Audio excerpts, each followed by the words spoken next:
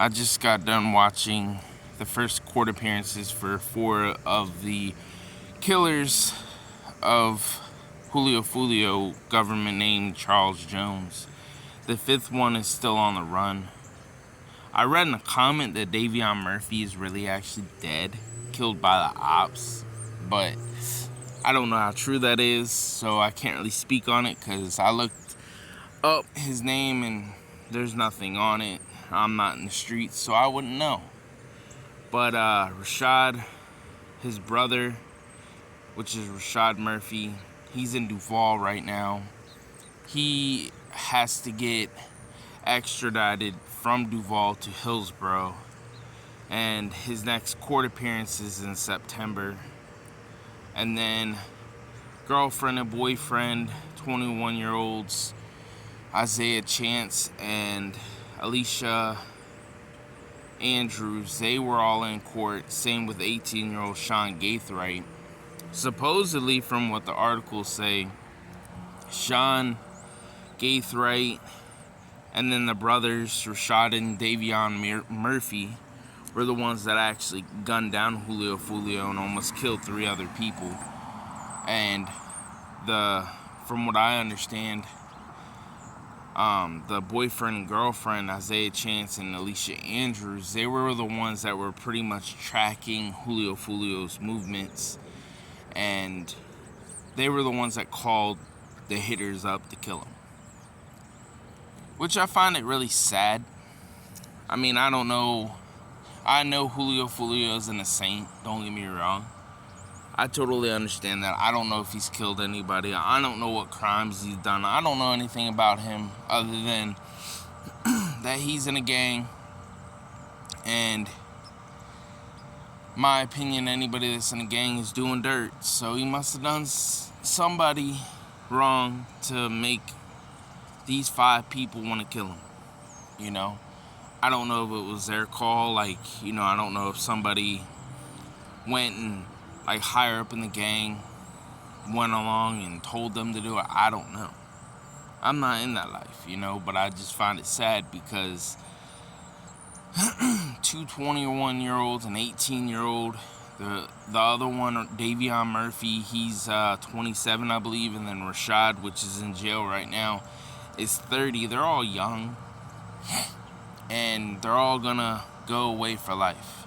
If not, possibly some of them could get the death penalty. I'm not sure yet, but we'll see. But the thing is with this is, in this one, some of them waived the right to a speedy trial. So these trials, I know Alicia Andrews hasn't even really come up with her decision yet, but I believe the other 2 that were in the courtroom in Hillsborough waived their rights. I could be wrong, but I could have sworn I heard them say that. So what that means is you're pretty much gonna go to court whenever the court wants you to go, and this can lead on for years. I remember, look at YNW Melly. I understand that his case is a capital murder case, but if you look at his murder, his case is still going on 5 years down the road. Now I believe his next trial date is in September of next year, so 6 years. Look at Wade Wilson. Wade Wilson, I understand it's a death penalty case or a capital case, but he didn't get sentenced until just a couple months ago, and his case happened in 2019. I mean, I can go on and on about other cases, not even a capital murder case. I was following this one girl case, JD and Ziders in Hillsborough. Her case went on for, I think, 2017, I think it happened. So about 6 years, and then she got 6 years time served, and now she only has to do 6 years because she technically got 12 years and she got 6 years credit. This other girl, right around the same time, 2018 area. She didn't get a sentence until like 2021, 2022, something like that. So these murder cases can take a long time before they actually get seen and you go to trial. Especially if you waive your right to a speedy trial. Because speedy trials will try to get you in as fast as they can, but it really all depends, you know? Especially since we're 4 years off of COVID. So, COVID kind of backed things up. But I'm just saying, I see people in the comments talking about the girl Alicia Andrews singing like a bird and snitching and all that. I'm looking at it like, I don't know. I can't tell you if they're right or wrong. But whether somebody snitched or not, they're gonna get their boots smoked. They're pretty much, some people said that she's only gonna get 5 to 10 years, and I'm like, no. I remember the case with Michael Bargo. He got the death penalty while his other it was 4 Codys. All of them got life. One of them won an appeal because of Jose Baez. It was Charlie Ely. And she did 9 years before she won her appeal. And she got second-degree murder. And she eventually got out with time served. The rest, 2 of them were juveniles, Amber Wright and her brother Kyle Hooper. They were both 15 and 16. They could technically possibly get out within 25 years, I believe it is, for the next review, but who knows. But Justin Soto, he was an adult, so he took a plea bargain or a plea deal to get the death. He pleaded guilty in order to get the death penalty off the table, and that's what he did. So now he's sitting in there for life, and I highly doubt he's getting out. I don't believe Kyle Hooper or Amber Wright's getting out either.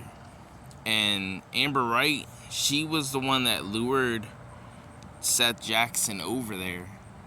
And Kyle, all he did really was smack him upside the head with a stick and help bring him back in. And he wasn't even there when they took his body or took his ashes and spread it out in a lime quarry.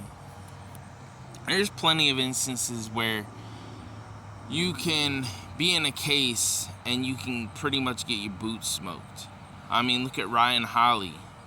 Ryan Holley in Florida, this is another Florida case.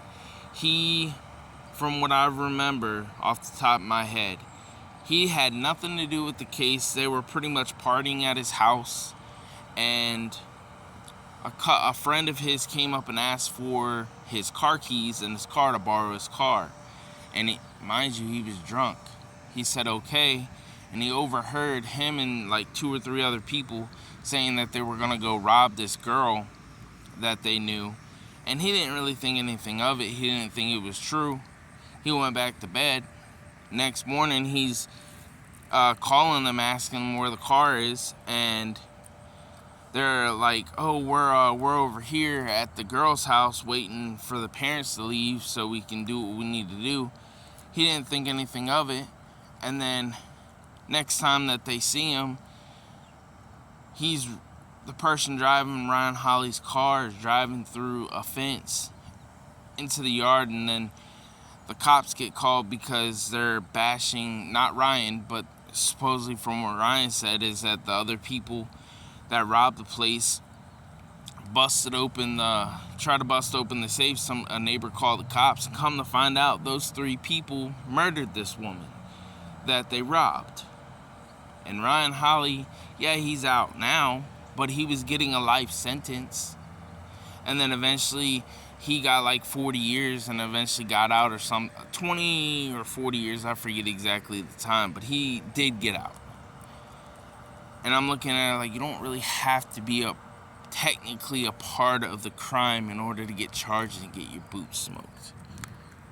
You feel me?